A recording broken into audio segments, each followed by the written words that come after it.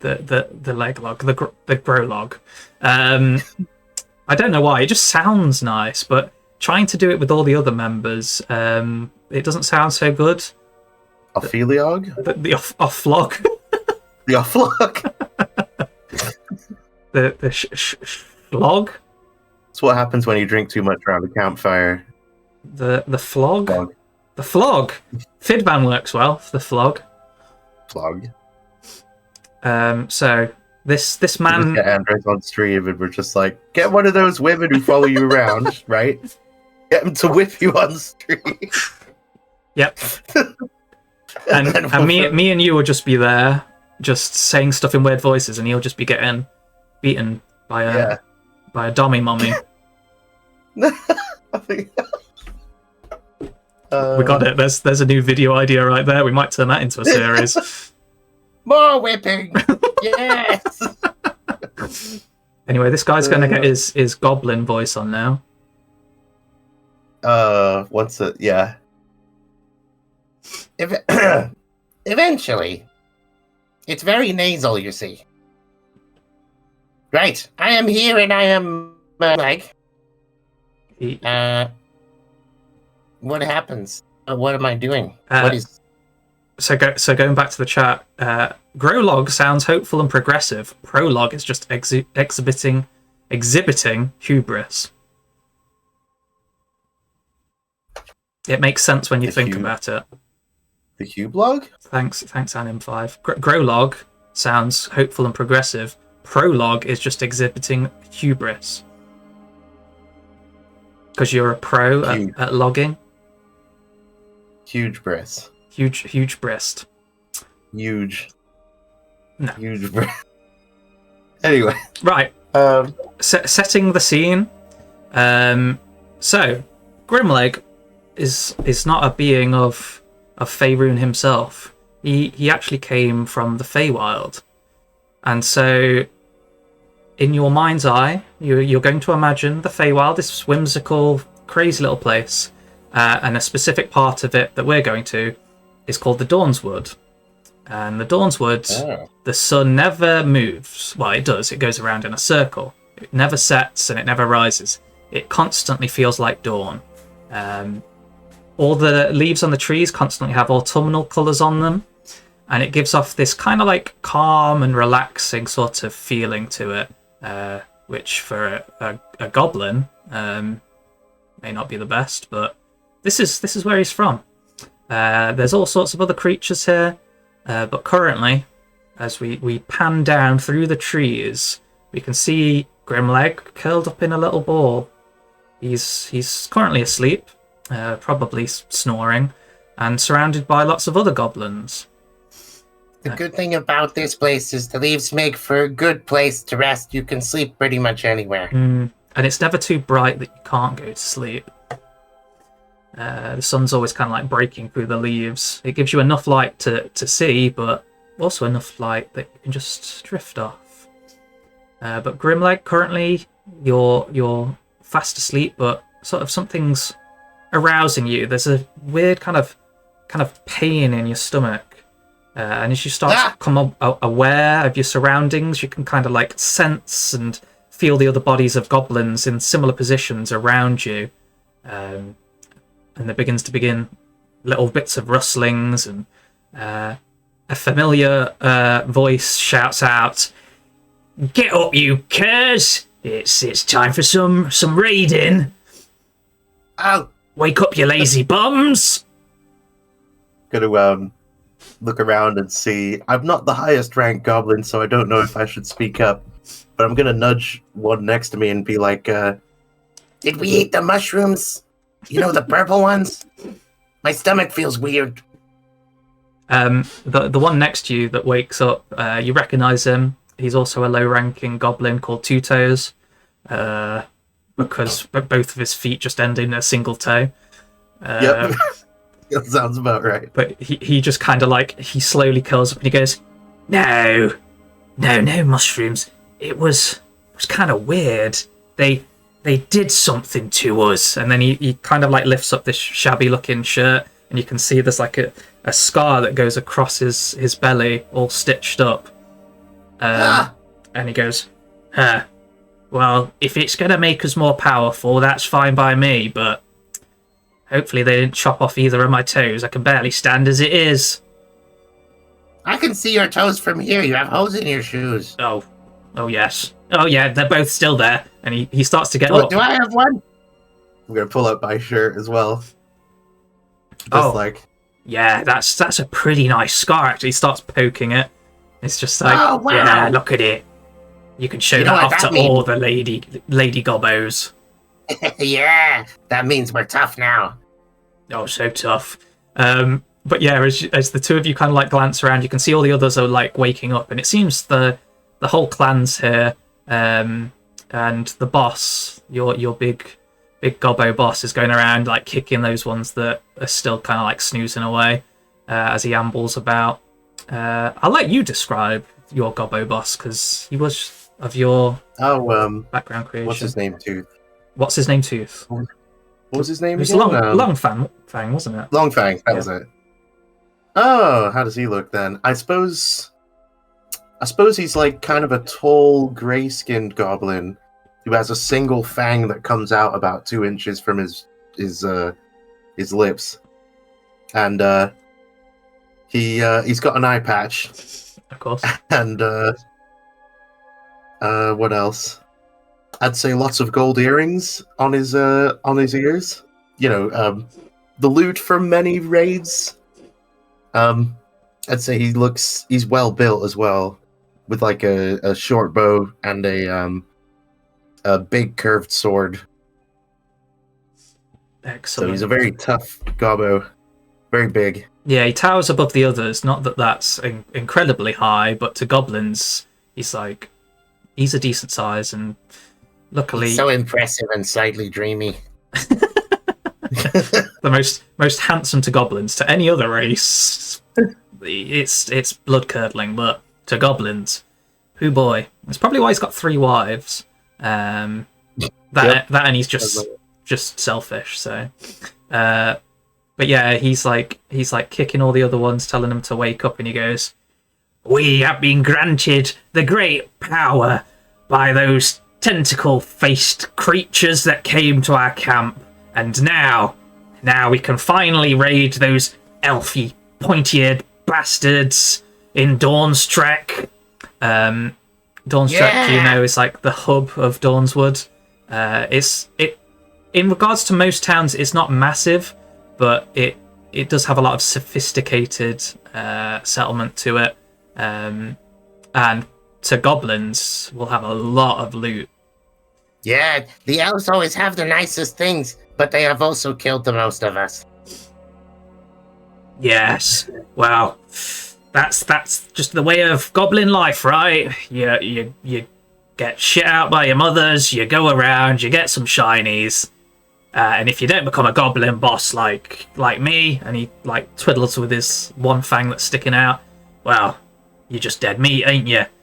Well, Grimleg, since you're so active, I'm gonna have you, and he looks at Two Toes for a second, thinking. He goes, "Yeah, why not?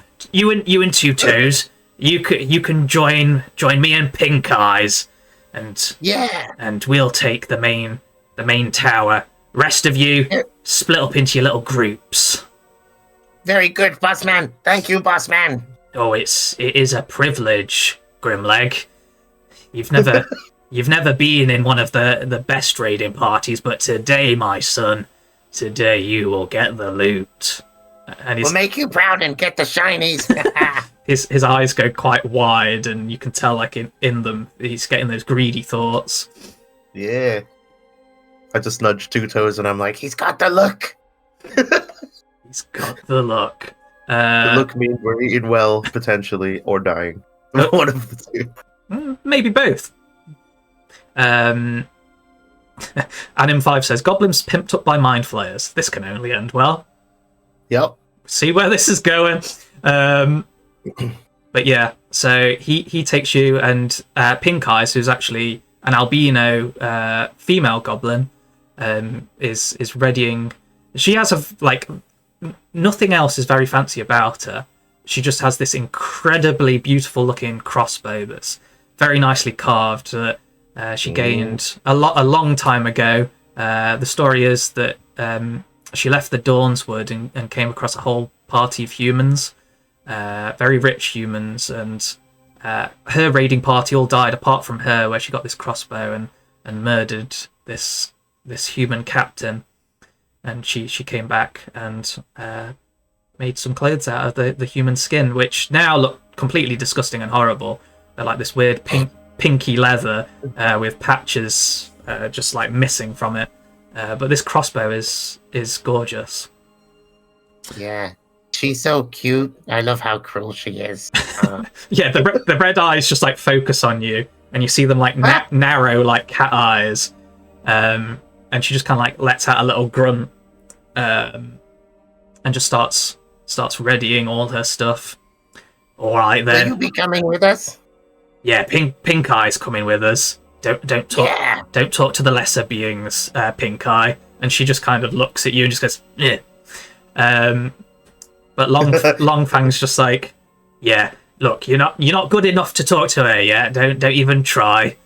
She's got her sights on heftier meals, and he kind of like stands there and flexes. Oh, wow.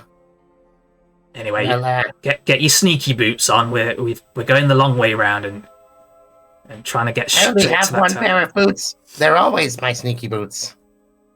Oh yeah, I forget you lesser gobbos don't have two boots.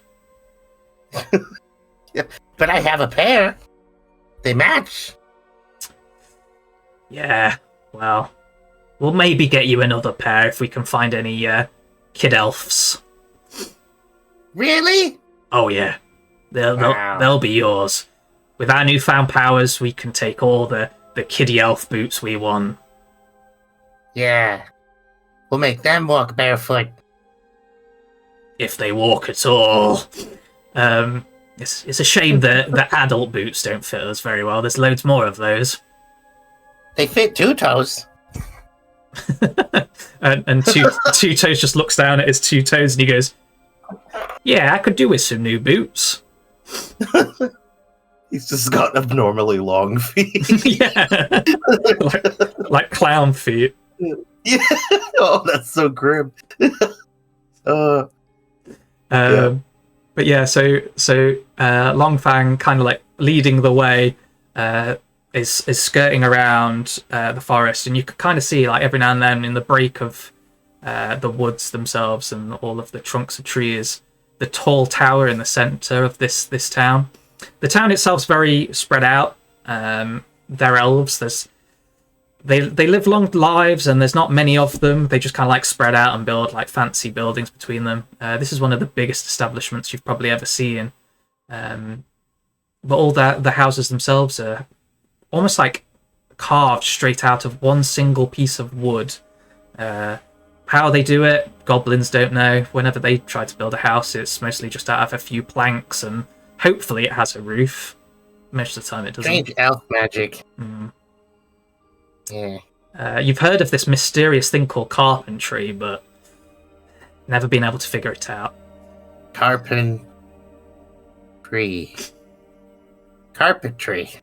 Yeah, Carpentry. There it is. they get that fancy wall that they put on the floor, and then somehow rub it on a tree, and it turns into a house. Wow. Carpets and Grimleg will floors. steal their elf magics and grow a pair of shoes. You can only do that if you cut a little piece of an adult elf boot off and plant that in the ground. Yeah.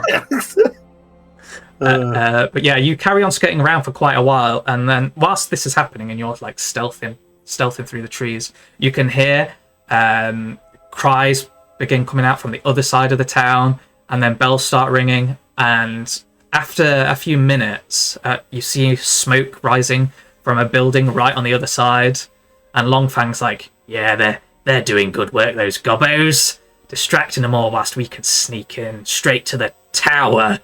And he kind of like stops you at the edge of where the woods kind of end, and it goes into like the plains and the buildings themselves.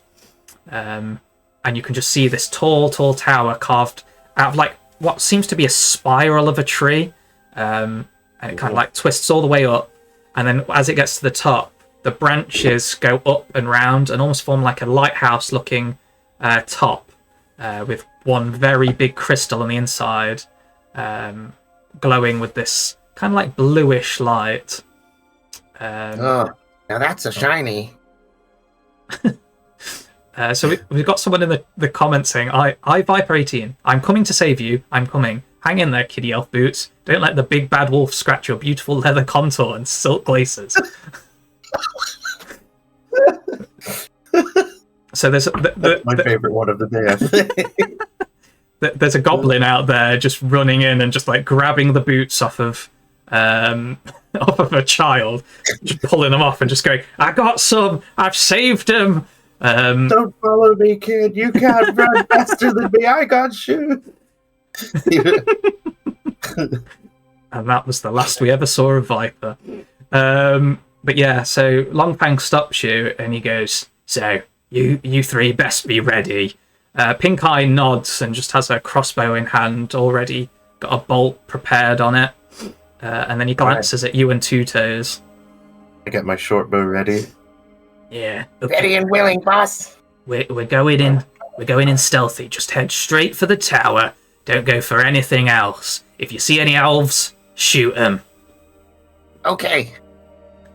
He prepares his own short bow and knocks an arrow, and kind of like holding it half up as he runs, because he's strong enough to hold this. It's quite a talent to just hold it in place for all this time. But he begins kind of like hunched running along in front of you. I'm assuming Grimleg's following. Yeah. Grimleg will follow. Two Toes, unfortunately, due to his 2 toes, can't run very fast, and he ends up lagging behind a little bit. And he's just kind of like waddling along, but he doesn't mention anything. Even though I grew up with 2 toes, I will distinguish myself by being better than him. You're sticking with the other two higher ups, and he's just saying, "Wait, Grimleg, we were friends once." Shut up! So yeah, you kind of like rush up and doing like that Gears of War run towards the nearest building, hunched over, bows in hands, and sort of like set up place. Two Toes eventually catching up with you, and you can see just in the distance, further down this pathway, a couple of armored elves run past and head towards that opposite end of the town. What I wouldn't do for a piece of that shiny kit. Longfang kind of holds you in place for a moment. He just goes, "Hold still," and then you start hearing this clip clopping, and see a centaur with a glaive come charging past. He's yelling something in Elvish. You can't quite understand it. You've not come to terms with like proper Elvish yet. You believe it's some kind of readying yell, maybe something to do with arming yourselves. As I say, you're not full on in the details. I've heard that before, but they shout it before we charge sometimes. Longfang, Viper. That's not a puppy. That is a cat. Oh, this one. This one. That is a cat. Look at cat. She doesn't like being picked up too much. Ugh. You must. You are cat. No, she's Oh gone. my gosh. Just let me hold you. But yeah, as you're all kind of holed up, Longfang turns to you, Grimleg, and he goes, "Right, seems all clear. You go first. Scurry up to the next building." Scurrying. Yeah, you're not going to argue with Longfang. He's the boss after all. Besides, Grimleg's always been good at sneaking. His black legs aren't just for show.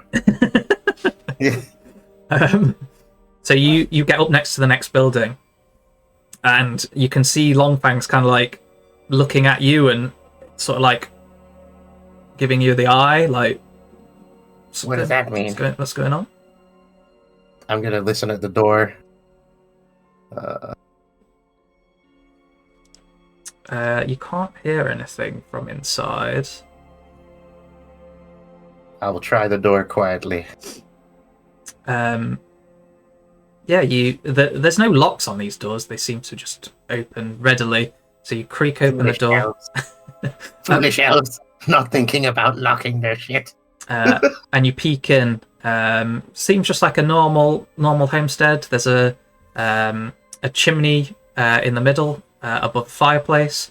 A bed in one corner. Seems like a single bed for a big folk. You could probably fit at least 4 goblins in it, especially with the way goblins sleep, and they all just kind of bunch together. But nobody's in here. I'm gonna make a beeline for the drawers. Okay. Yeah, there seems to be, like, next to the bed itself, there's a set of drawers. On top of it is quite a fancy-looking mirror built into it. Again, the whole thing seems to just be carved out of one piece of wood. Whoa. That looks... I'm gonna look at the mirror for a second and just be like, wow! That's what I look like without ripples. Normally it's puddles. And then I'm gonna open the top drawer quickly and just quickly search for some fancy socks. Grimlegs like fancy socks. There's quite a few pairs of socks in here. There's probably about 5 different pairs, and they're all nicely woven. There's a few pairs of pants as well, but they're too big for you. The socks themselves will probably come up to your thighs. Yeah. We'll get some Nice elven socks. stuff them down my pants for later. Just got one massive bulge in the middle. And Yeah, like, wait. He's like, what do you think now, pink eyes? Um, But yeah, I'll look for shinies, and I'll also signal. Well, let me see. No one else seems to be in here, so I could signal them in. But I'm a goblin. I'm gonna look for shinies first. Yeah. So after rummaging around, there's nothing particularly of value. You find some silver pieces, just in a pot by the door, but nothing. I mean, that's decent. That's a decent haul.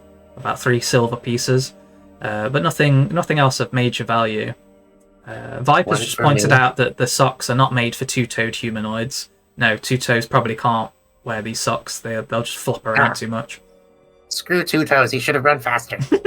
It's Grimleg time. So are you one silver piece for me, one for Longfang, and one for Pink Eyes. Nothing else.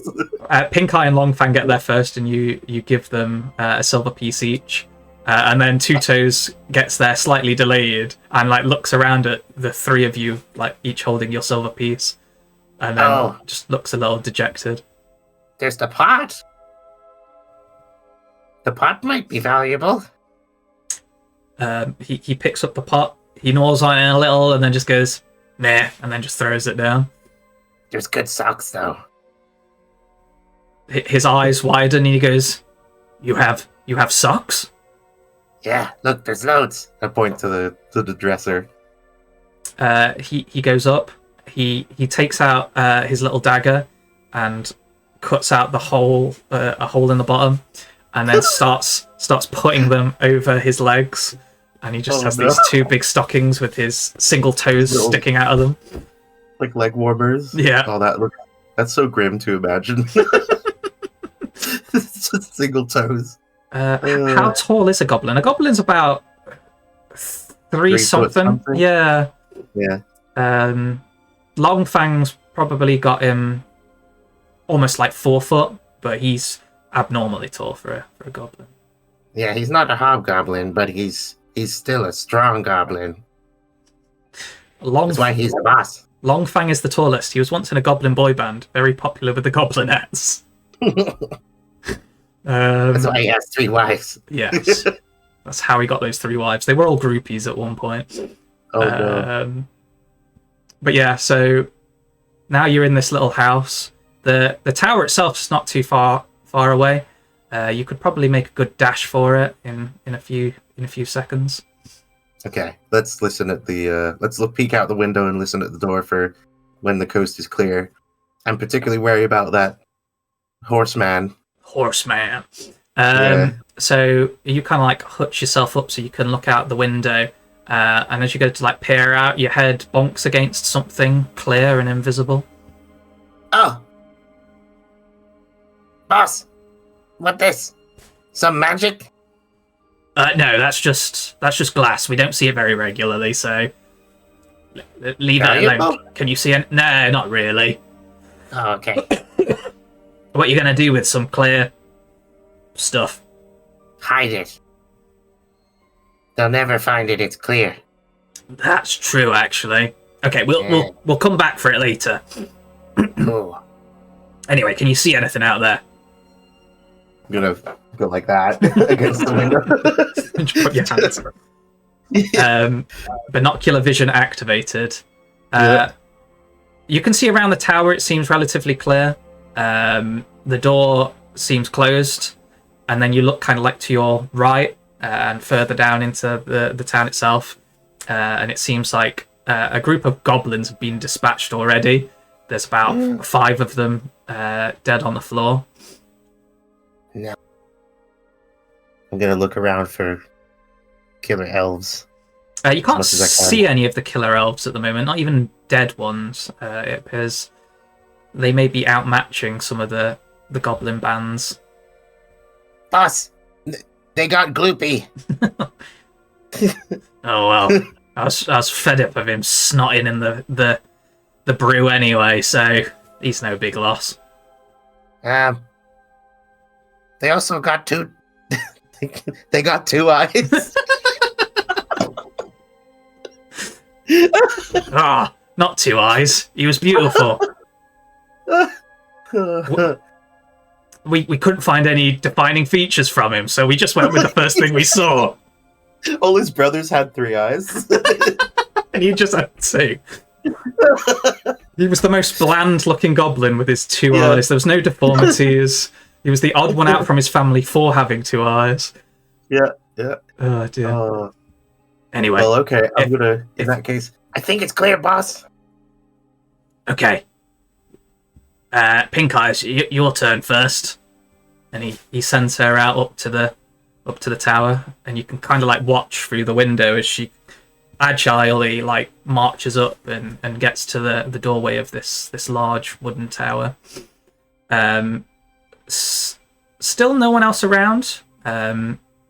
As when she kind of like signals with this like little hand motion that Longfang seems to understand, he turns to you, goes, Grimleg, Grimleg, come on. Okay, boss? Yeah, sorry, just... I think I ate the wrong newt again. So it's not sitting well. Anyway. Yeah. Yellow one's always trouble. Me next? They're the tastiest. Yes, anyway, get down from there. You next. Okay. I'm gonna get my my bow ready. Yeah. Get low and scamper. You scamper on up. And you can, like, as you're marching up about halfway up, where you're kind of like in this clear space, and it would be quite easy to see you, off to your left, you can see 2 elves facing the other way, shooting arrows at something. Oh. They're about 50 foot away.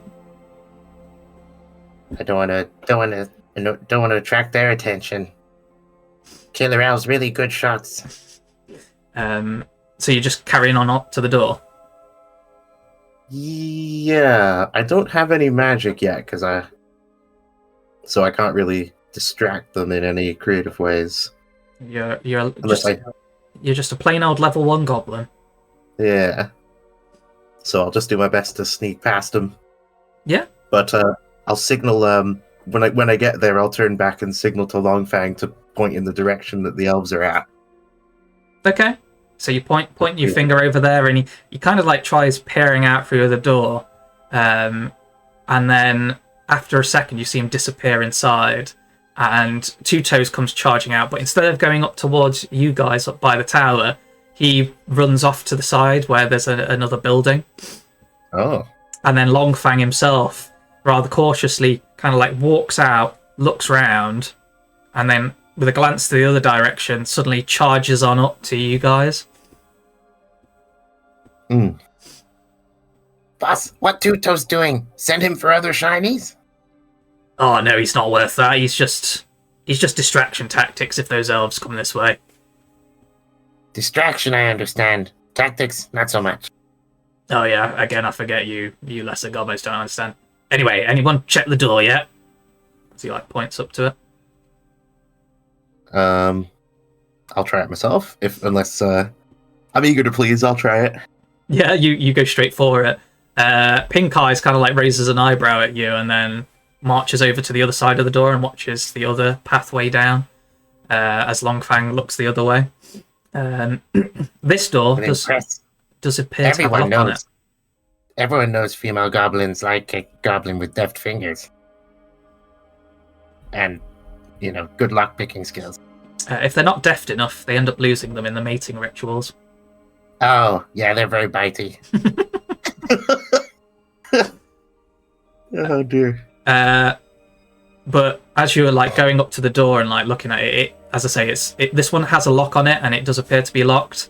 But before you can really like do anything, Longfang kind of like pats you on the back and he goes, "Hurry up! They're turning around. They're coming this way." I'm gonna whip out my thieves' tools and start working on it. I'm gonna get a roll for this one. Oh, The one thing that you will roll for. This is one of the few things I can roll. Let's see. Let's see how deft those fingers are. You rolling? Oh, it's a 17. You got Not bad. You got a decent plus on that. So yeah, you get to it and start like clicking in. As you're doing that, and just before you've got the final pin in, you hear this kind of yell that you recognise as Two Toes. One you've heard plenty of times, as he often fell out of trees when you were younger.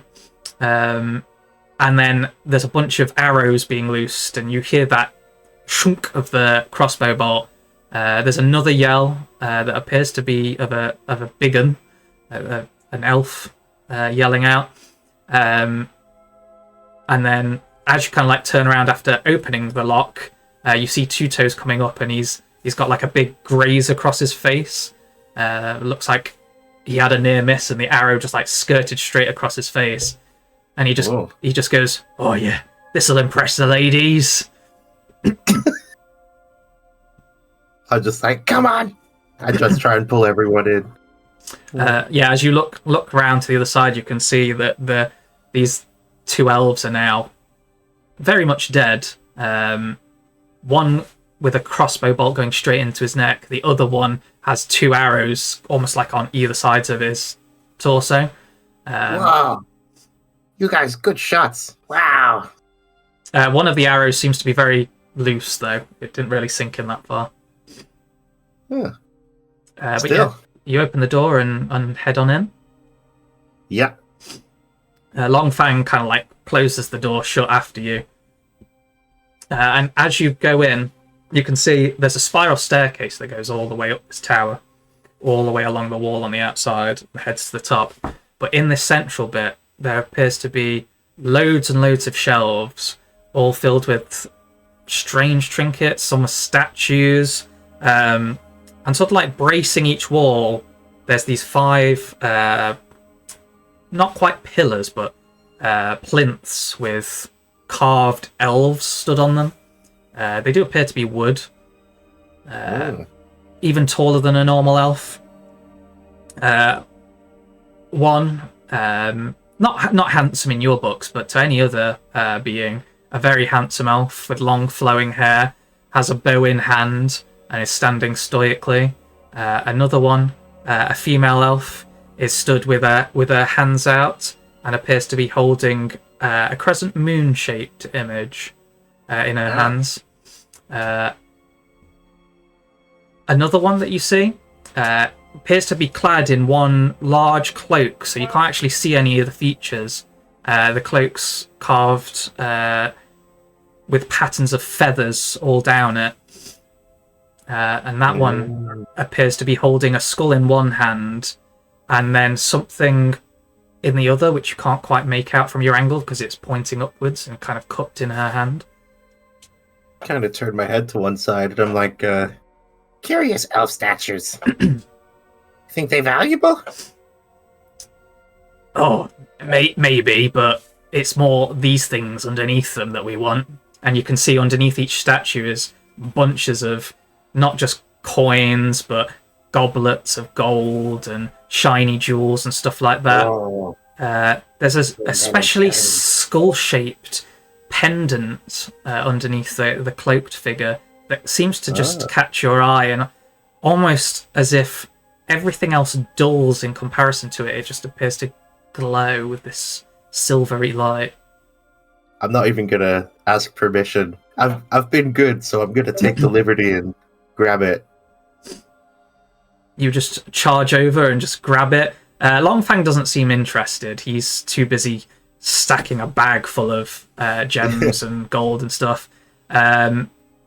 Pink Eye's kind of like glancing up at the tower to see if anybody's up there, but Two Toes joins you straight under this this statue and begins trying to load his pockets.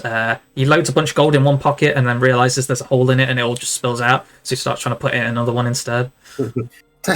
Tie a knot in it. Fill your boots. Oh, yeah, excellent. And then he suddenly realizes and he takes off the socks and ties off one end of the sock and then starts piling gold in that. Yeah, They make for good bludgeons as well. I was curious about what was in the Raven Cloak woman's hand. I'll grab the pendant and sort of jam it around my neck. My head's probably small enough to fit through without unclasping it and stuff, because I'm a little guy. So yeah, shove it around my neck, and then I start climbing it, whilst, just grabbing a handful of coins and shoving them in my pocket. Yeah. So you climb up the statue, and it's probably a good 3 Grimlegs tall to get to this hand that's kind of like cupped and holding something. As you get up there, you see this little black mask, again shaped in the form of a raven. There seems to be a motif going on here, but unlike the rest of the statue, it seems to be made out of some kind of onyx rather than wood. And as you kind of like glance at it, you feel, I don't know, like gravity is suddenly pulling you towards this thing. Is it like so she's holding it like that, right? Yeah, and it's like her hand is cupped, so if you were underneath you wouldn't be able to see it, and it's kind of like smack bang in the middle of a palm, and it's much smaller than the quite large hand. I can't get my head in it, can I? Is it like face sized? You could probably have it on your face. It's not large, but to you it would probably work. Well, I guess I'll start climbing along the arm and just like This definitely valuable. Don't need to tell the others. And as you're kind of like crawling along, you feel like a little grumble in your stomach. It's like, oh, those newts really didn't sit very well this morning. And as you reach the little mask, you kind of hear something.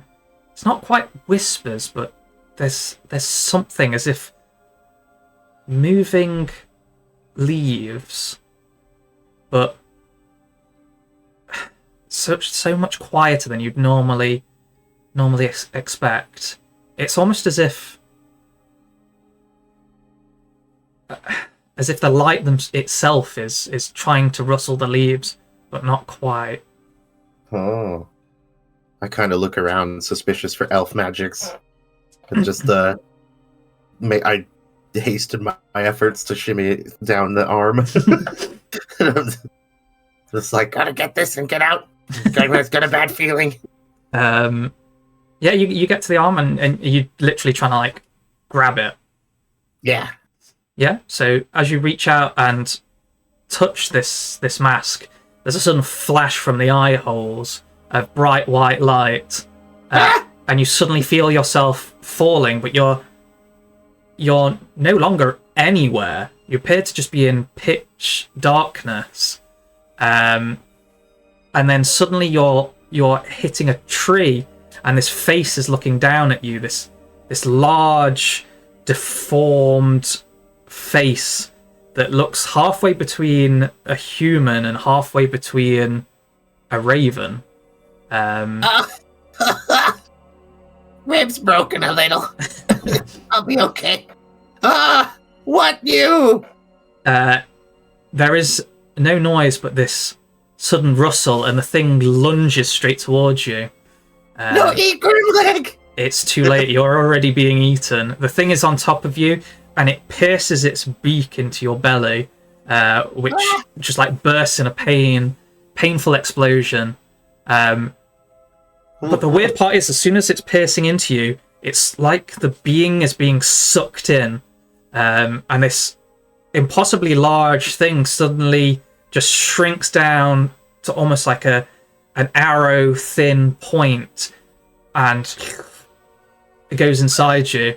And as you look at your belly, there's no hole, there's no piercing, and you glance around and suddenly you're in the hand of this huge statue again, and looking up at this completely featureless face of this hooded figure. The mask isn't there anymore? Or is it still there? You seem to be in the place of the mask, looking up at the statue the way the mask was originally. Oh, weird. I kind of like stare at the statue wide-eyed and just sort of instinctively try and back away, and then probably tumble off the hand. Yeah, you fall a decent distance, and it hurts.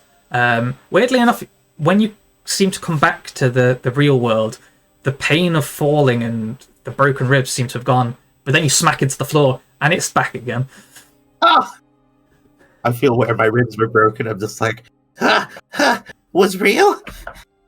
Guys, this place is bad.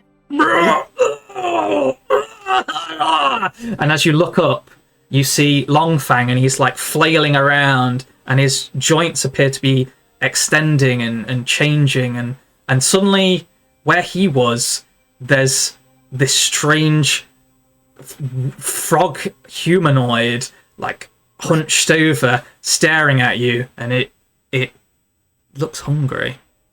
Boss, no! I turn. I'm not even gonna look. Actually, yeah, I'm gonna turn. But if I happen to see the other two, I'm just gonna start legging it. To be honest, going further up the tower. You see Pink Eye suddenly like flashes down, and seeing the creature just shoots a bolt straight at it. Two Toes, on the other hand, appears to be kind of like crawling along the floor, holding his own stomach. And as you like run up and can kind of like see from another angle as you run round the stairs that curve, his stomach just explodes, and this strange little tadpole leaps out of him, just leaving a crater of his torso. He doesn't even say anything. He's just lying there, just staring up at you as this tadpole just leaps out and starts squirming around the floor. As you're running... go on. I'm gonna try and save Pink Eye by shooting my bow. I'll just be like, Pinky, run! What are you shooting at? Which one? with my short bow. No, I'll shoot at I'll shoot at the boss one. The boss one. Probably, Boss biggest. Frog. Boss Frog. You shoot at Boss Frog, and you can see her bolt has sank into one of its eyes, and it's kind of like flailing around a bit, like holding onto this bolt.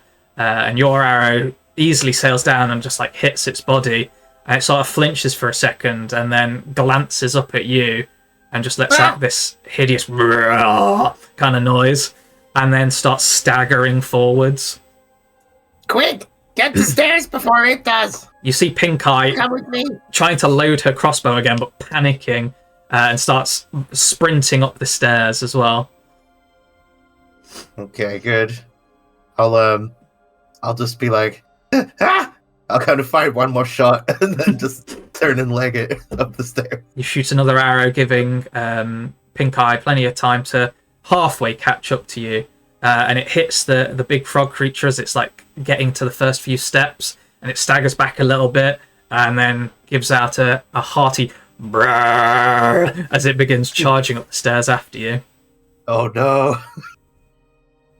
You can just see the tadpole on the floor downstairs just like flopping around and then begins nibbling on one of Two Toes' toes.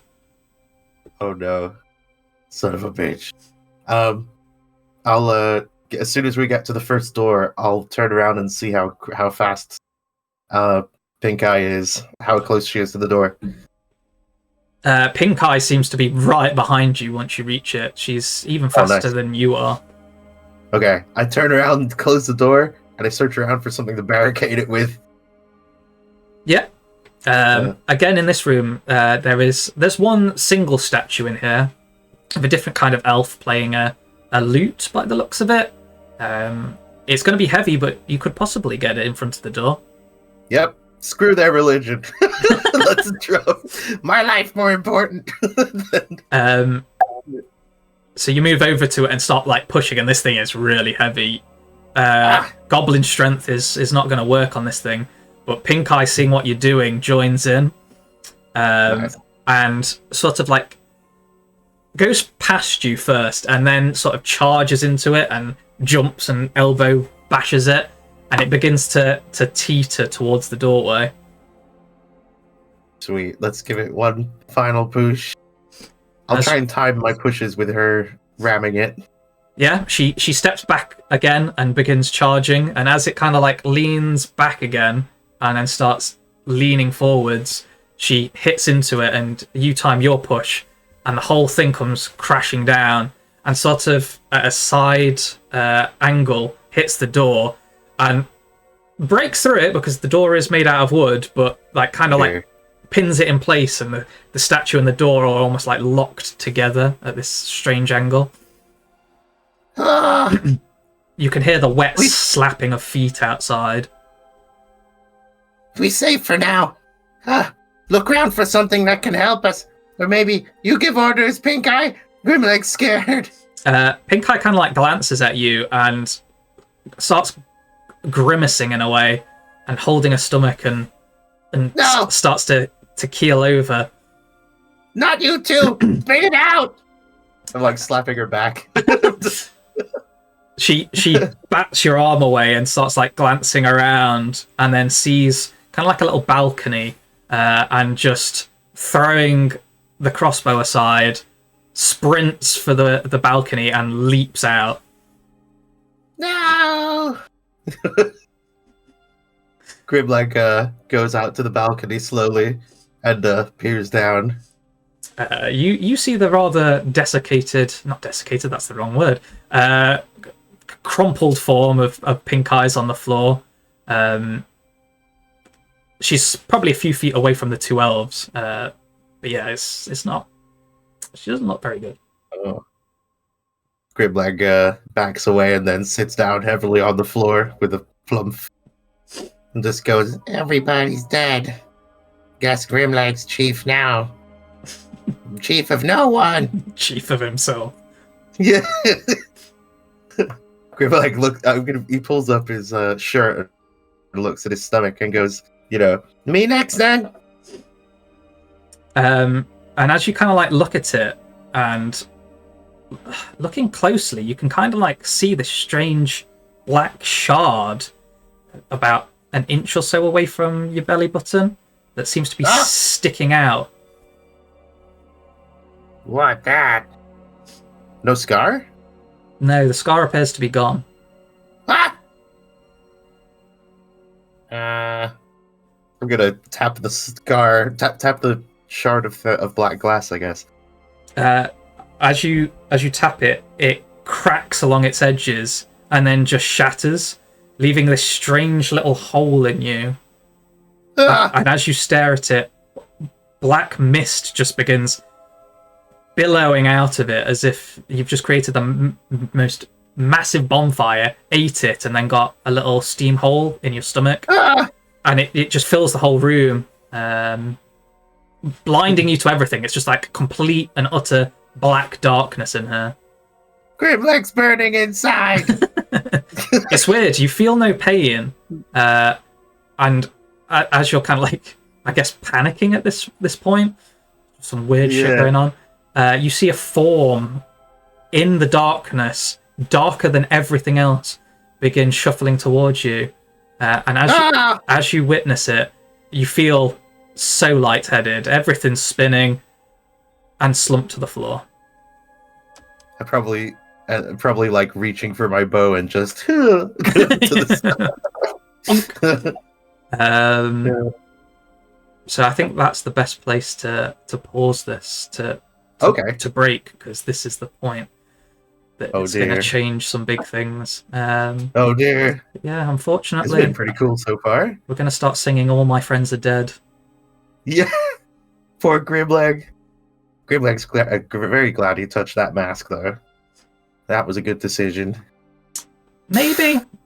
Or maybe Greed not. pays off. Always steal. Yeah.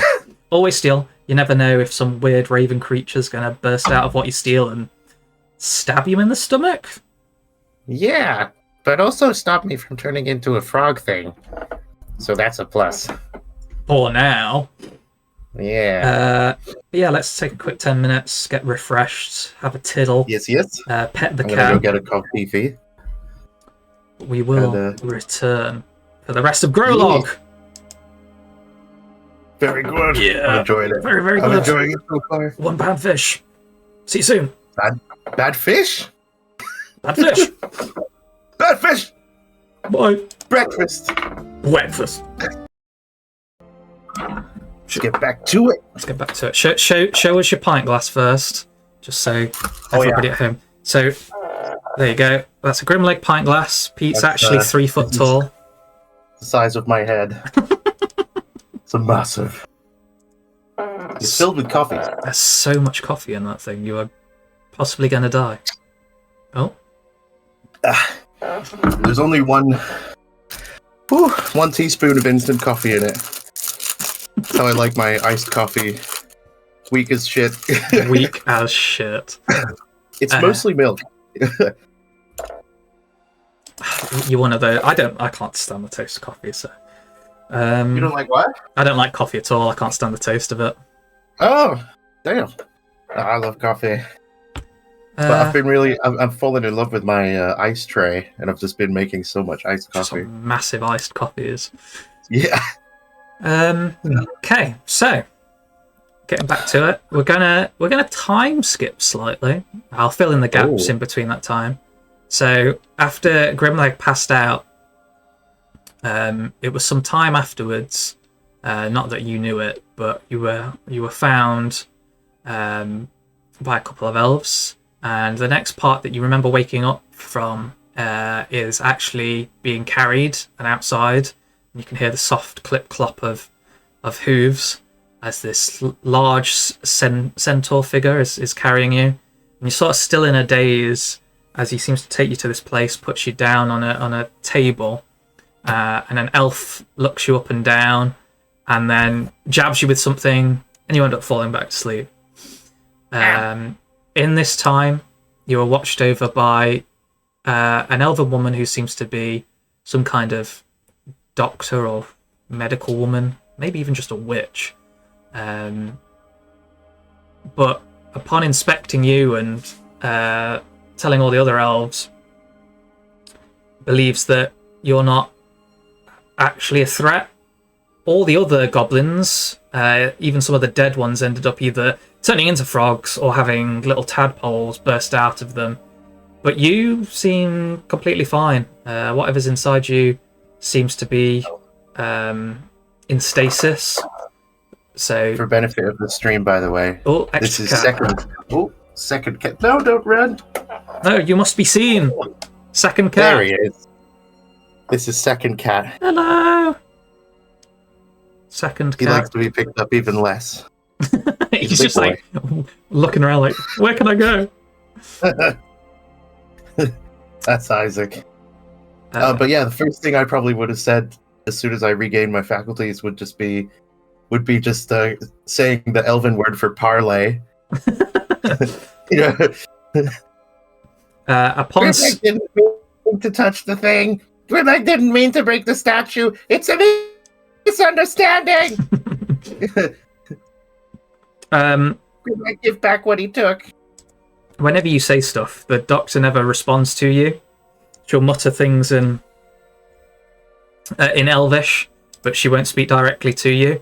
And at all times, you notice that there's this centaur just stood in the room, just watching, arms folded. He has kind of like by his side down one of his legs has a big glaive kind of like stuck in a holster almost, just like sticking upwards. When she gets close to my head, I'll just be like, "Is he gonna eat me?" She just stares at you. Uh, Goes about her business. Grimleg's very scared. Eventually, another elf comes into the hut, and he appears to be incredibly grand. He's got this incredibly long, flowing robe covered in all sorts of rune-like patterns all over it. Some of the letters on there as well seem to be in goblinoid. It's weird. It's almost as if he's got different patchworks of different things, but they all flow into one big shape. oh, great shaman! Help Grimleg! Tell them it was misunderstanding.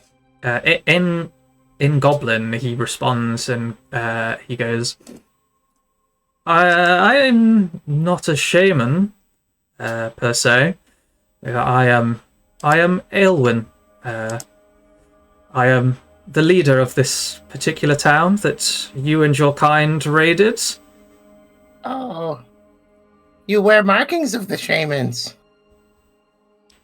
Some. I have studied goblin culture as well as many others. Oh. That is why I can speak your language, along with pretty much every other language that has ever existed.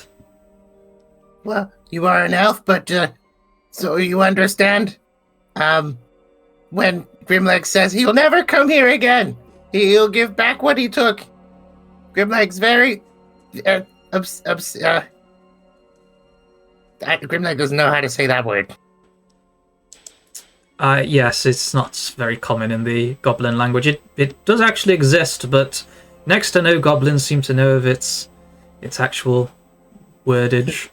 Anyway, we've taken back pretty much everything that was stolen.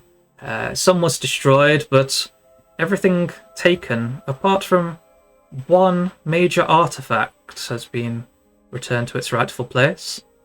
Oh, you mean the one round? Grimleg looks around his neck. He feels around his neck for the amulet. Is it there? It's still there. Oh, you mean this one? Mm-hmm. No harm done. Grimleg will give it back and No. leave, never to return. He steps up to you and puts his hand on your chest where the amulet is and says, "It's best not to take that off right now. Uh-oh. We believe that it may be the thing that is keeping you from tadpoling. I am not sure on the actual term for it. But it seems that the Lady Death herself has saved you from such a tragic end. Lady Death? The Raven Queen herself. Whatever you did seems to have caught her eye, and she's paused whatever would be that kills you, namely this tadpole creature that is inside you. But it is still in there, the good doctor has informed me. She does not want to remove it, as we'd be rummaging too much in your insides and possibly kill you there. No, please. I won't eat a gecko ever again. It's okay. We can find you some geckos and you can eat your normal goblin food, but we wish for you to stay here a while. I believe I have some friends that would be interested in, well, let's say, civilizing you. We'll teach you some. We'll teach you some of our own language, some of our ways. You mean you are to keep Grimleg as a slave? Grimleg would be a good slave. No need to kill him. No. Vossand here himself, and he gestures to the centaur in the corner of the room. He's very interested to train you in combat measures. Oh. If you will teach him some of the goblin ways as well. You're not going to enslave Grimleg? No, you are completely free. We would advise that you don't leave the town. Okay. We're not sure if you would be safe outside of Dawnstreff itself. Just a moment. I'm gonna sit up and sort of scratch my head for a bit, and I'm just like, So, you don't want to kill Grimleg. You don't want to eat Grimleg. Don't want to enslave Grimleg. Don't want Grimleg's stuff that he stole. Oh, well, we took the coins back already. Oh. Well. Okay. But... what do you want with Grimleg? Just to watch and see if there's any developments, and also to see if one of your kind can become part of civilization itself. Civilization. It's a big word, I know. Yeah. I don't know what it means. Oh, that's exactly why we'll teach you. It's not your fault that you were born as you are and raised by others that were probably demeaning to yourself. Well, Grimleg was never a high-ranking goblin. Grimleg tended to the wargs and the wolves. Almost had my face bit clean off, but I was quick. That's why they like me. He pats you on the shoulder and just goes, well, here you are our equal, and you will learn as such. Okay. Now come, my little friend, and he helps you down off the table, because it's actually quite high up for you, and goes to take your hand like a child. I'm a little suspicious, just... put it in his hand and just look up at him and be like, You really aren't mad we attacked you? Not at all. suspicious. Grimleg would be mad. And Longfang would be mad. Grimleg's chief is called Longfang. He starts explaining the intricacies of his clan. Well, as you do that, Aelwyn kind of like guides you by the hand out of the room. And the centaur, Vosand, follows kind of at a distance at first. Aelwyn listens to like your entire story. He asks a few questions about the other of the goblins, and seems very interested in all you've got to say. One very important question: do I still have my sock mold? The socks appear to have been returned to their rightful place. No. Someone's gonna sniff those and just be like, "Oh my!" They're actually just on the funeral pyres with all the other corpses. Getting burned. But yeah, it won't be my last sock theft. Aelwyn takes you around, and you see some of the people, elves mostly. All appear to be wood elves. They're repairing certain places. Some are using magic for the repairs themselves. Others are simply using carpentry itself to fix doorways and stuff like that. Most of the elves seem to give you dirty glances and don't seem... Grimleg gives dirty looks right back. Most of them don't seem very impressed. He looks up at his new guide and he's just like, Grimleg knows it's important when joining a new clan to assert your aggressiveness. That way you gain status. Yet another thing that we will have to teach you about in civilized communities. That's okay. Grimleg already knows. Grimleg needs to look at them with fire and meanness, and then they will be scared of him. You see, this is why I think you will get on with Vosand quite well. You see, he is the strongest, probably most aggressive member of our community, but he does not lead. He is not the boss of anybody. What? It is not his strength that puts him in such a position. Why not? Because that is not how civilization works. There's that word again. I don't know what it is. Mostly, we learn from wisdom and intelligence. Reading and learning of the worlds itself, and those people that may be, in your eyes, the weakest and lowliest, can be the true champions, the leaders that we need and deserve to bring us forwards to better times. And reading makes you forget how to be strong? Not necessarily. You can train both, as you would train your body to be strong. You can train your mind and improve your intelligence through time. You will have to teach Grimleg what intelligence is. Grimleg's very canny, though. I believe I will have to teach you charisma as well. You don't seem to be the best spoken of people. Well, if Grimleg speaks with an elf, how will goblins know he's a goblin? Mostly it is your visage, but we would rather take away the goblin in here, and he taps your forehead. So then you only resemble a goblin on the outside, and then you can teach people that goblins too are people, and not just savage creatures like a rabid wolf within the woods. Well, Grimleg is a people and a savage creature. We'll soon see to that, I'm sure. There is nothing wrong to your talents. We just have to put them to better use. And maybe that is what the Raven Queen herself has seen in you. Queen. Raven Queen.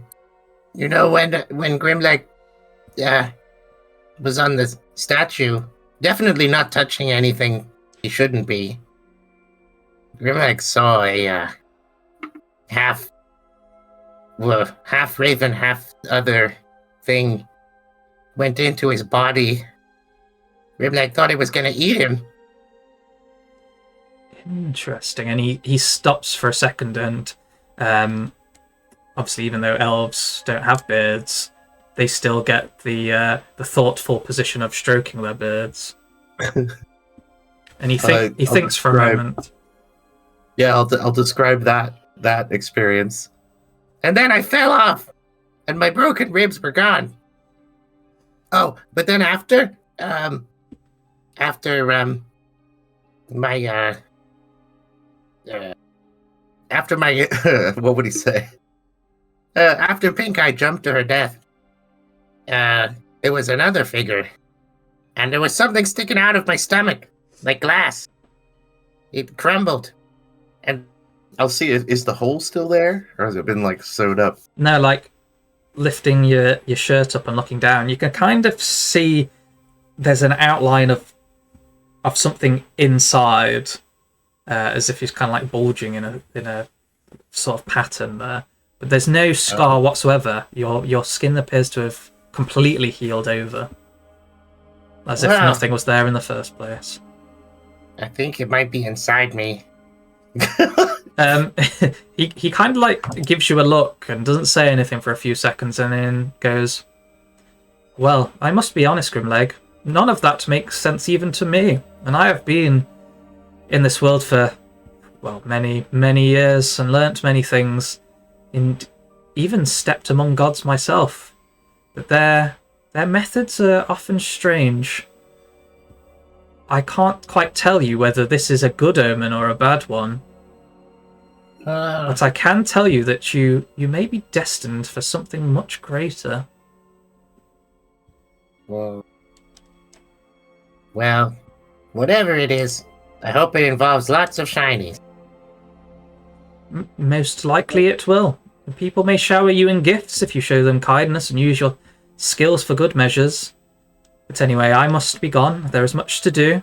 I will leave you in the hands of my dear friend Rosenia, and he kind of like steps aside and points you to a tree, like a very large birch tree.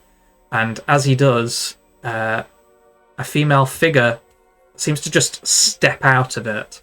I mean, the tree's alive! Again, it's another character from your background, so I'll let you describe what Rosenia is like. Let me see. I will make the stipulation that she definitely is naked. Yeah. Well, maybe with very pale green skin, and just maybe one side of her body is just bark, like the outer line of her arm and her side. Other than that, just pale green naked lady, with I suppose, what color would her hair be? Like autumn orange, like Yeah, I suppose it would match the trees as leaves. well, wouldn't it? Yeah. Yeah, and her hair is probably made of leaves. What kind of leaf, though? That's the question. I mean, she just stepped out of a birch tree, so I suppose maybe that's what Birch it leaves. is. Yeah.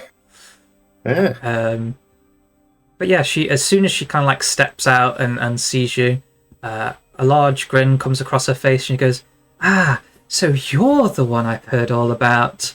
No, you're mistaken. I believe we're going to have such fun." And she steps up towards you and like leans down and kind of like crouches, almost as in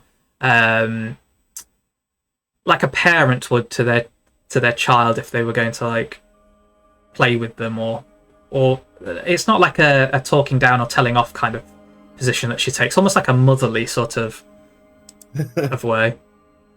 Grimleg's very frightened. He's heard of moving trees and to avoid them. So, one time a goblin was snatched by a moving tree, never to be seen again. Yeah, trees, Up in the roots. number one predator Exactly. of goblins. Grimleg's just like, Okay, Grimleg will do what you say. She just smiles and like tussles your hair and goes, "I believe we're going to have such fun. Anyway, let us be gone."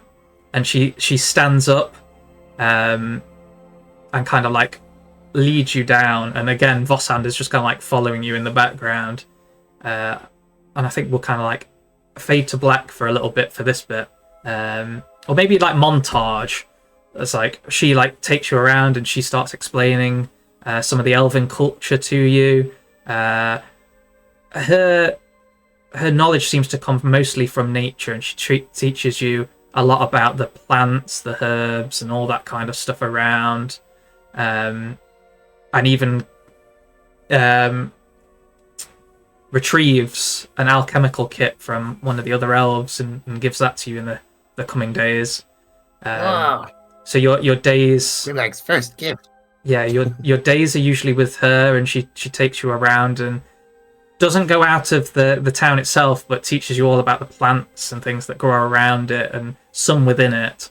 In the evenings, the gruff Vossand takes you up to the sparring. There's just this little sparring area. It's not even that big, but they've got like a shooting range for arrows and bows and arrows, and then just like a little fenced off area for sparring. And he takes you in there and kind of puts you through some drills with some more elegant weapons than just daggers and bows. Grimleg likes a rapier. Very long and pointy. and I imagine a lot of it might just be him chasing me around with the glaive and Grimleg running for his life. Just in a circle. Literally, like every time you do like a little session, like in every single movie when someone learns to start using a weapon, it'll be you're stood like facing each other and you're doing like the thrusting motions, and he's like trying to show you how to do it and then correcting you, and then by the end of it he goes, "Right, now let us practice," and he just pulls out his glaive and starts swinging it at you. Not this not this one. He's just like, Grimleg's like, Let Grimleg rest. Grimleg's going to die. It just as he just swings and you just hop over it. yeah. As the days kind of like go past as well, some of the other elves seem to take interest. Most still just throw you dirty looks, and you even get the odd thing thrown in your direction. But mostly they leave you alone, and you see Aelwyn seems to talk to some people sometimes, the ones that are especially nasty to you. You don't quite know what he's saying because you've not quite learned Elvish in this time, but that is something that he does teach you as times go past. When he's not too busy trying to sort out other things, he does give you some books and teaches you how to read things. One of his first gifts to you as well is like a black leather bound book with that symbol on the front of a raven's skull. This one kind of has like onyx as eyes, but he starts to teach you the teachings of the Raven Queen, and since there's now quite a few dead bodies as well, teaches you some of the rites that the elves use to pass on bodies into her care. And obviously this is how you learn all about how she's this middleman in the afterlife, in a way, where she takes on the souls and learns their stories, and in particularly interesting people's backgrounds will keep them for a while before passing them on onto either the hells or heavens. So you get the sense of she wants to learn all these different stories, and is a very sort of curious goddess. Yeah. Do I get the sense of like? Do I get any better at like sensing her intentions or presence at this point? No, apart from the odd time where your stomach will suddenly pang every now and then you get this calm sort of feeling. But in every single one of those times that you get this and you can kind of feel the creature inside you moving, you almost feel like your heart just stops for a second and your whole body almost shuts down. And it kind of gives you a bit of unease, but also it's almost like an oxymoron.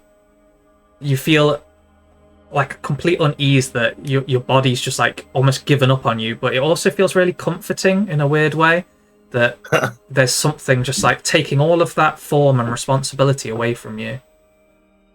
Probably every time it happens, I'd say a prayer to this strange entity. Just be like, thanks for, what would it be? Like, I guess the journey is continuing, so be it. I'll continue. You know, that type of thing. Of course. Probably one of these times you're training at the same time and it just kind of stops you in your tracks, and then you get like smacked around the head by the flat side of a glaive. You're like, I'm okay. Just staggering about. Still much to learn. But yeah, in that time, you no, it's not my fault. She interfered. I could have dodged it. Look. Just get a rough grunt and session's over, and he trots off. But yeah, you actually learn quite a bit from Vossand over the more elegant weaponry. As you say, the rapier is probably one of your more preferred weapons because it feels right in your hand, and using it feels a lot less about the heft and weight of it and more how your arm can control it. Like some of the other weapons, you feel it is just a swing, but there's something to the rapier. It's precise. It's all about the perception. I look where I point and I stab, and it's right there. Accuracy. The same with the bow. You already learnt a lot from the goblins and shooting a bow, and we're pretty decent at it. But the elves teach you quite a lot of techniques of how to steady yourself, how to pose your whole body in the correct way to be able to shoot straighter or even further in some cases, which is useful. You seem to learn a lot, and in this time, come to learn Elvish. Rosenia's always like following you around and watching. She'll be there when you're sparring, and if you ever get severely hurt, we'll come over and just kind of like in a motherly way be going, it's okay, stroking your hair, and then your wounds will heal up from some kind of magic that she seems to have. You know, I zigged when I should have zagged. You'll see, I'll get it right next time. I saw that. It was very mean of that centaur man, wasn't it? That's right. Yes. Yeah, he's mean. It's okay. I don't think he needs his oatcakes. And then you just get like horse kicked by him and flying across the just over the fence. But yeah, in the coming weeks, there's this weird feeling of almost like you belong, but you're still an outsider. you're learning the ways, even though it goes against almost every single natural fiber of your being, where you're like, I need to steal and stab and do all this stuff. But I was gonna say, I think after some weeks, probably Grimleg's personality would have come out as his comfort level rose, and he might start pranking some of the elves that gave him nasty looks. Yeah, you steal some of their socks again, putting snails in their drinks and stuff. Yeah. In these kind of cases, the more jokey sort of tricks that you play, Rosenia seems to be totally up for them and will help you do them. But when it comes to actual harmful stuff, or if you actually steal something, she'll either try and talk you down or reverse it. So if you like stole some coins, she'll just take them back and give them and put them in the exact place that they came from. So you never manage to actually steal anything properly. You'll manage to escape and like hide somewhere for a bit, but she'll always manage to find your little hidey holes and take back whatever you've taken. How does she always know? Just like stashing stuff, and I'm just like, I'll get one over on her. You're behind this building and like look around. It's like there's no one there, and like, how does she always find it? And then you just hear this disembodied voice of like, "Well, I'm always watching, Grimleg." Ah, that's no fair. What, always? Always. Well, you can stop for a bit. No response. Then I'll just be like, and then continue digging and burying the treasure. Just like I tricked her. Come back 6 hours later. It's gone! If you ever dig a hole and try and bury it that way, when you come back, there's always just like a little sort of like buttercup flower just there in the exact place that you dug the hole. It's almost like a calling card, is to just like call you out and be like, "Yeah, I found it. Here's a buttercup." Probably all the best hiding spots, and then like, there's a buttercup there. I forgot we've gone through that here already. This is a good hiding spot. Sees buttercup. Damn it! Fine, I'll give it back. She's always one step ahead. So yeah, weeks pass by and you're almost getting like into the routine of this whole life. But one morning, you're woken. And this entire time, you've probably been sleeping in the stables because they can't really seem to find anywhere better suited for you. So you've just been like, "That's okay. The horses don't bite. Well, not hard." Only when you're offering them apples do they bite your fingers off. Yeah, their teeth are blunt, so it's much preferable to wargs. Yeah. But yeah, one morning you're woken up again by the clopping of hooves, and Vosan seems to be looming over you, and glaive in hand is kind of like poking you with the not pointy end.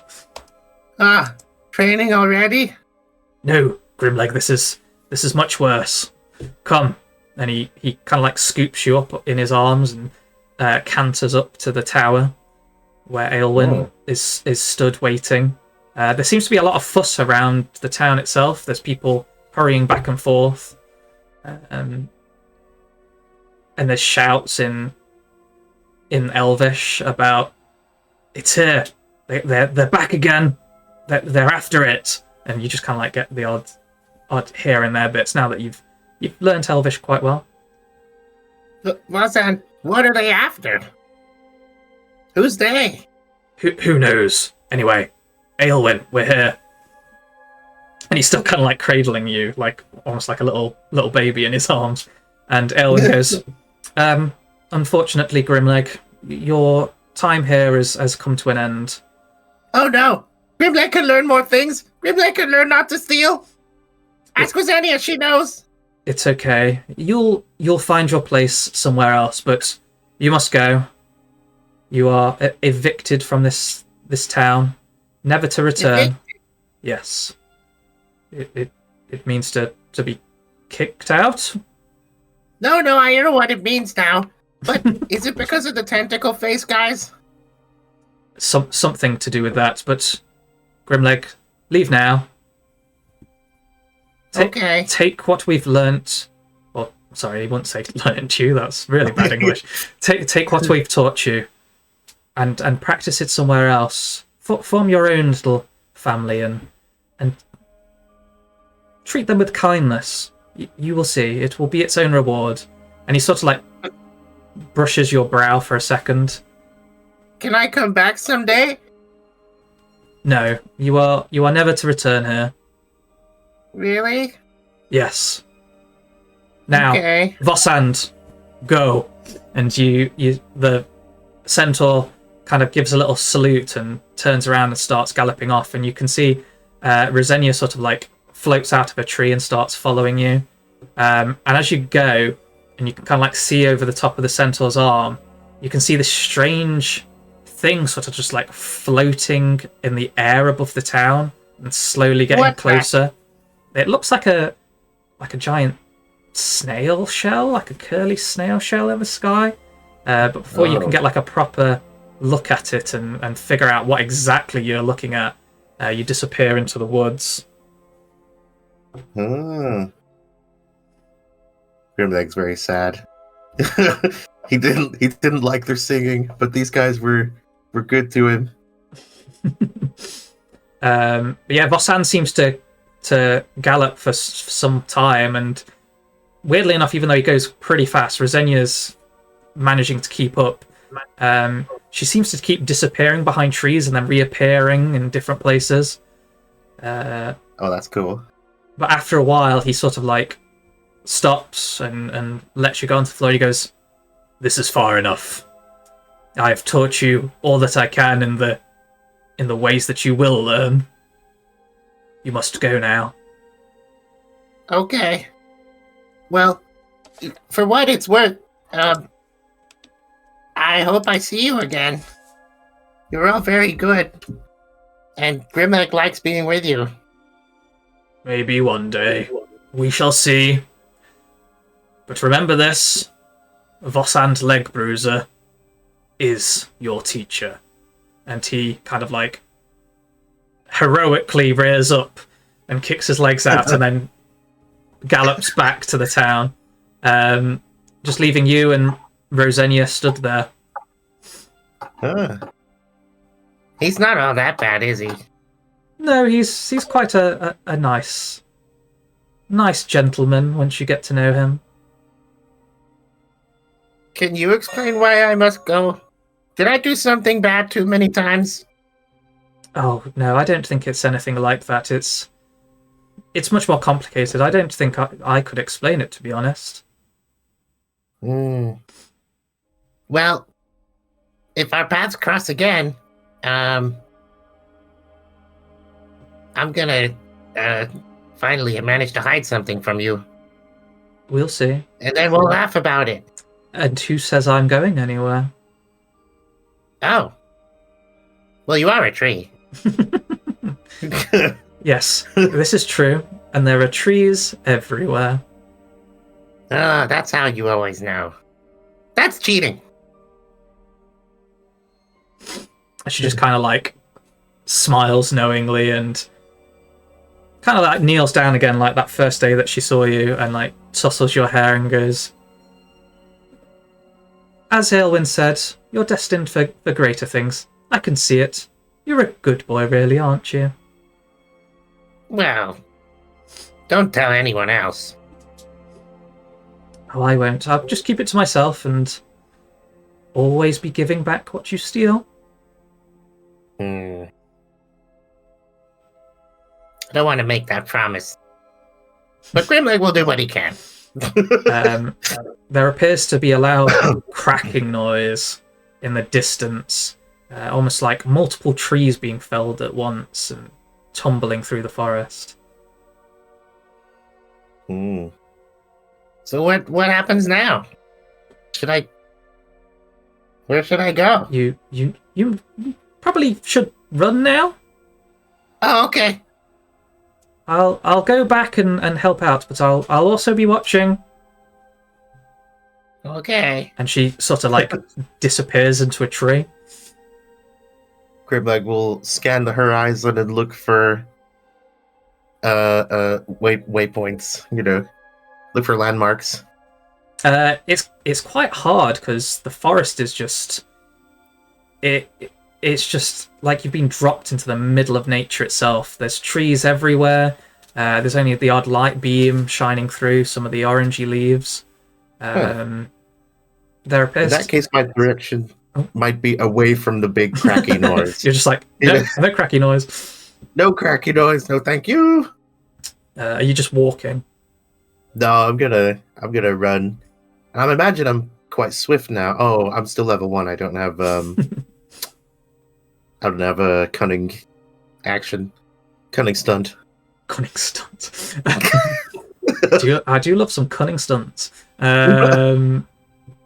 Yeah, you got faster, and as you're like running around and kind of like go up the odd tree that's been knocked down, crunching through the leaves themselves at some speed.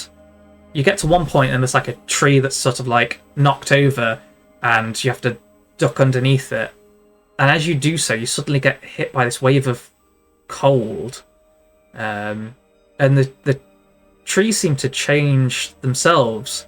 They got more of a grayer look to them now, and the orange light seems to be fading into a more soft grey. Huh? And after a minute or so... Oh, go on. What in the name of the Eldar? That's the only swear word they teach me. They didn't even want to teach you that. It was an accident. No. Someone stubbed their toe and you heard them and they were like, yeah. But yeah, the leaves that are crunching under your feet, suddenly the crunching changes to a softer, muted sort of sound. It's a lot better for stealthing, but you realise you're like knee deep in snow all of a sudden. What the heck is this stuff? I'm gonna tussle it around a bit. It's very cold. It's so cold. Yeah, and to your touch, it begins to melt slightly, and your hand comes away a bit wet. I taste it, and then I grab a handful and shove it in my mouth. It doesn't really start chewing it. It doesn't really taste of anything, and as you chew it, it just starts to melt. And as you swallow it, you suddenly get this incredible pain in your head. It's like one of the worst pains you've ever felt. Oh no, it's roboting a little bit. Oh no. Can you still hear me? Is it good? I can hear you. Oh, good. It was roboting for a sec, but I think it's good now. Good. Now, I was just saying, you after you eat some of it, you get an incredibly bad pain in your head. It's like the worst pain you've ever felt. Uh-oh. Brain freeze. It's super robotic still. Oh no. Why is it roboting me? It might be slightly better. Yeah? I think so. Is Tom still robot? Didn't make that one out. Hello. My name is Lidl Ravenkeeper. That's working. Are we fixed? I think it's fixed. Excellent. Yeah. We'll just roll with it. So yeah. Now you've got brain freeze, and as you glance around, the forest has completely changed. Everything's covered in this strange white substance. The trees themselves are completely different breeds. This soft, like not soft, but a greyish kind of bark. But yeah, this is definitely not where you were before. This doesn't even make any sense. Looking behind you, you can't even see the pathway you've just come from. There's no hanging over tree. No, it's not even there. Your footprints kind of look like they just started about a meter back.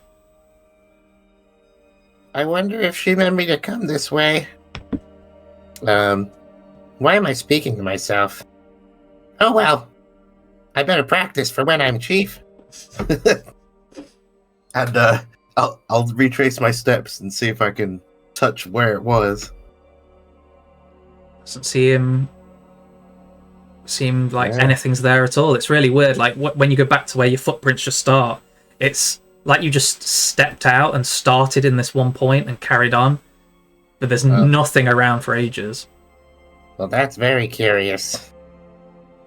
But it's starting to get very cold. The gods work in mysterious ways, and I am cold. I'm gonna look for signs on the horizon. Is there anything that sticks out now?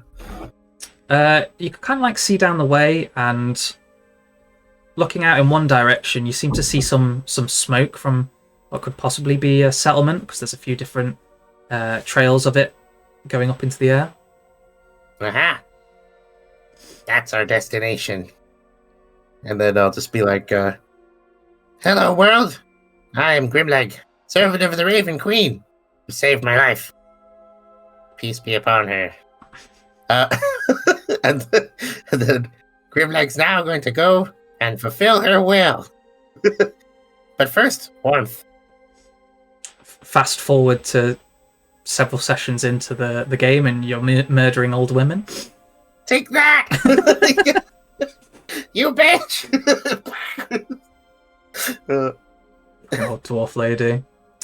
So yeah, in that time, the first settlement you kind of come across, probably because you're a little bit freaked out, you don't really stay. You just like grab some clothes, steal some food from somewhere, and just kind of like head out.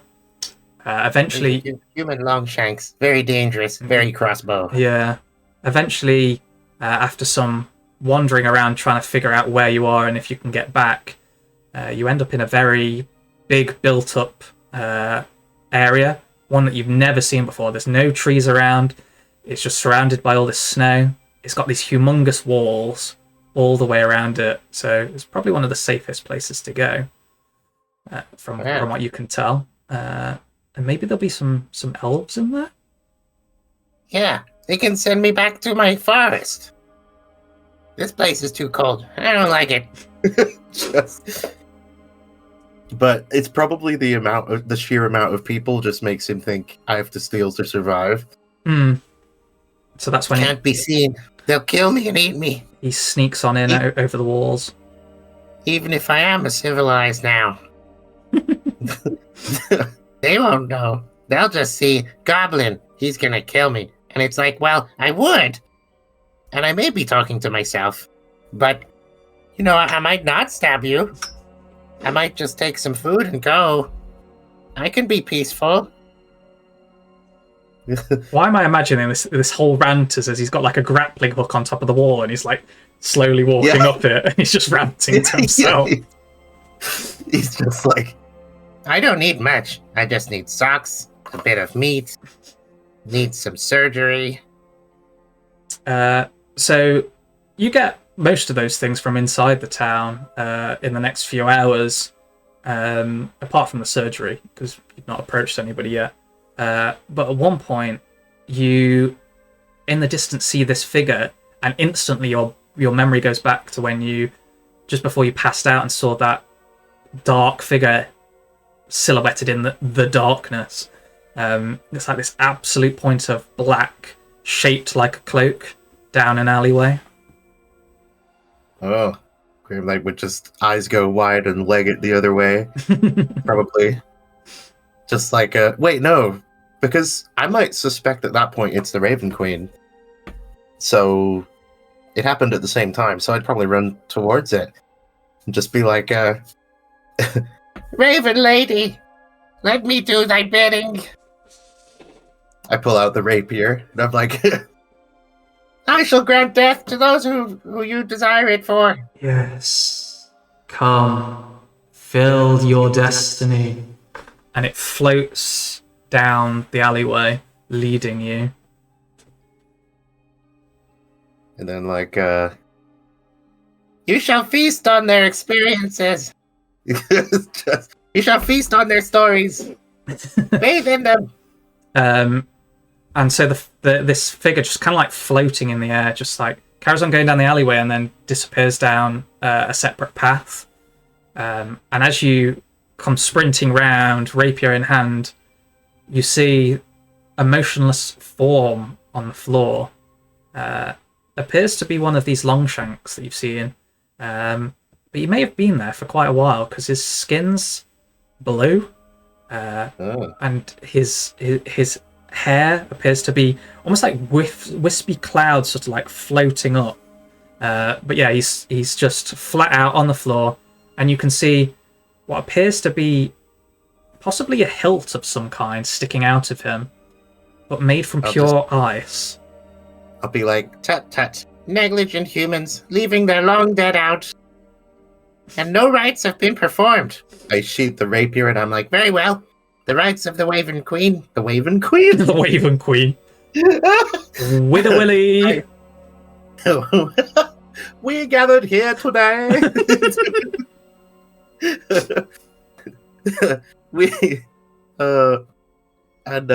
I'll be like, I'll start getting my my elvish rites going, and then I'm like, first things first. It's not stealing if he's dead. And then take out the dagger. Yeah, it basically is a dagger, but completely formed out of ice. The handle, a bit too big for your hand, seems to be perfectly formed for a bigger humanoid's hand, a Longshank's hand. But as you like hold it in your hand and like inspect it, it instantly melts, just leaving you with this cold water in your hand. And as that happens, you start to hear this clank, clank, clank. Uh-oh. And metal bearers. Yep. It sounds like there's quite a few of them coming. Coming from both sides.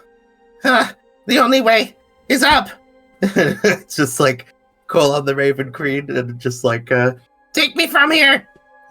Just like to the top of the nearby wall. Literally just poof in and out and disappear on top of this roof. And as you start to make your getaway, you hear someone yell, "Oh my god, it's Lord Rutherford! Quick, we must find the perpetrator!" And they start to scatter out again. Don't look up, don't look up, don't look up. I start scampering away across the roofs. Yeah, and I think we can end it there because that leads nicely into the beginning of The Duck and Raven presents Icewind Dale, Rime of the Frostmaiden. And that's when we have the big fancy banner pop up and it's like Icewind Dale, Ice of the Fire Maiden. And we have a panning shot of Grimleg running off into the snow and meeting up with a bunch of random people. Well, he's not the best guy in the world, but he's not the worst. No, but he's certainly chaotic. He's become slightly more civilized, which probably explains a lot of why he is the way he is. Instead of just murdering people now, he tries to figure out why he should murder them. Yeah. And remembering all this, next session I might have to give Nat her father's socks back. Maybe. We'll see if any trees are near. I do find that funny that Ophelia's dad had been dead from the very beginning of the campaign, and then at some point you just went into the house and stole his sock.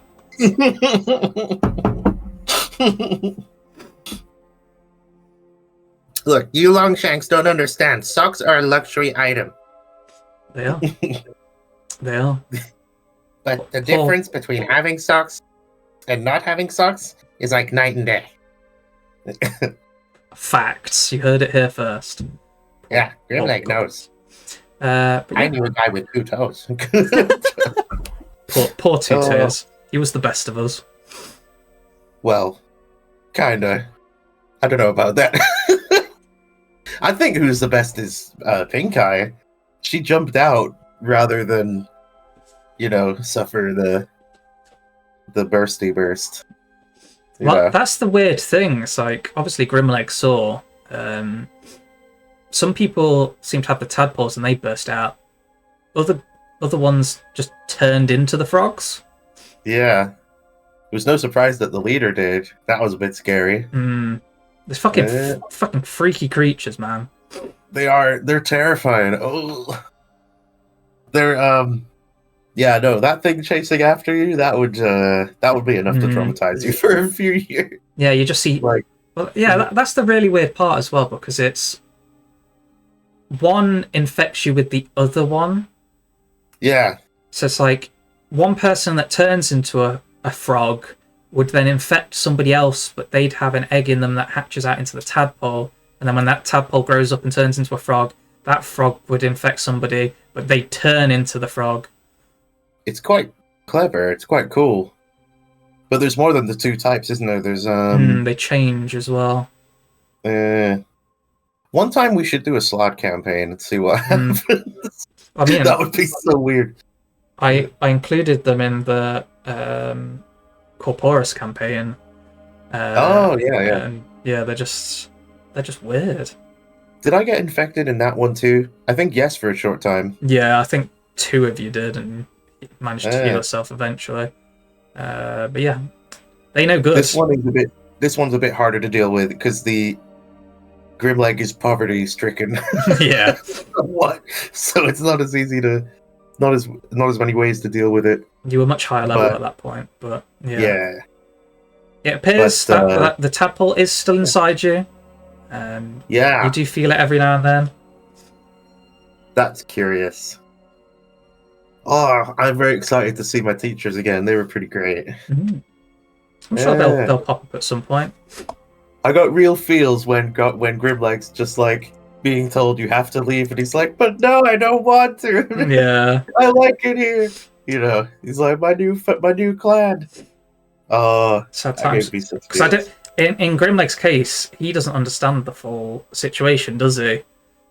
Yeah. Like obviously they're saying you can never come back here. You've got to go. And Grimleg's like, okay, I wasn't perfect, you know. Yeah. And in a way, they're kind of like they're not saying it's that reason, but they're also not saying it's not. Yeah. Oh, the poor dude. I really felt for him there. Oh. But little boy. Yeah.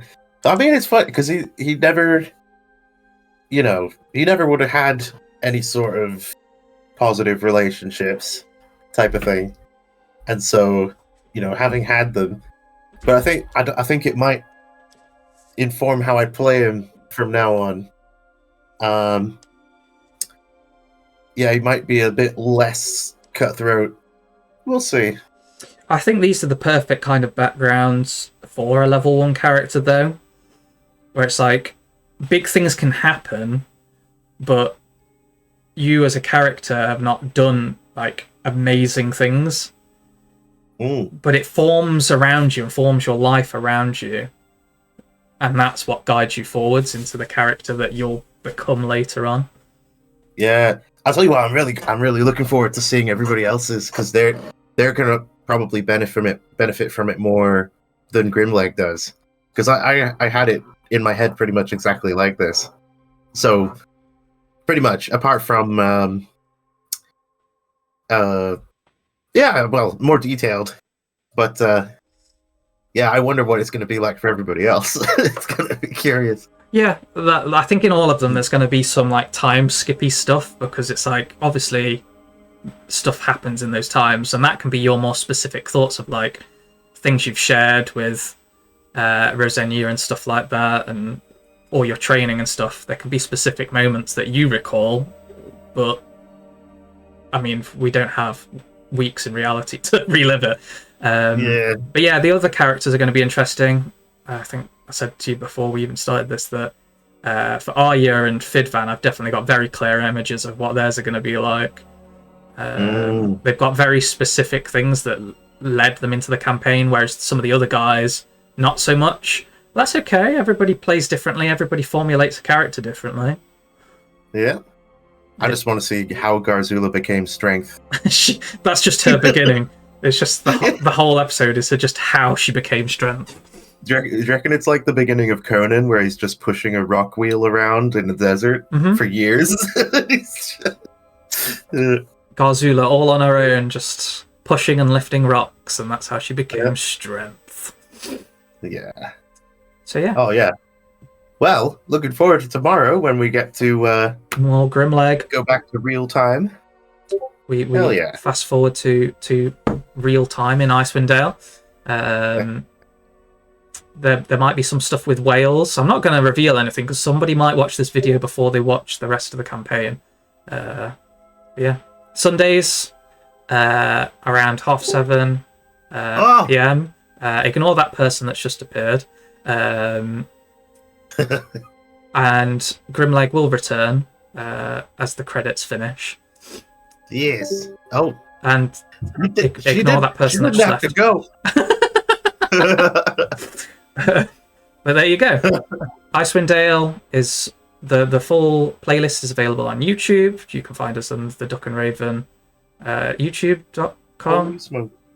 What? Speaking of Ophelia. Nat just walked in with a random thing. Hi.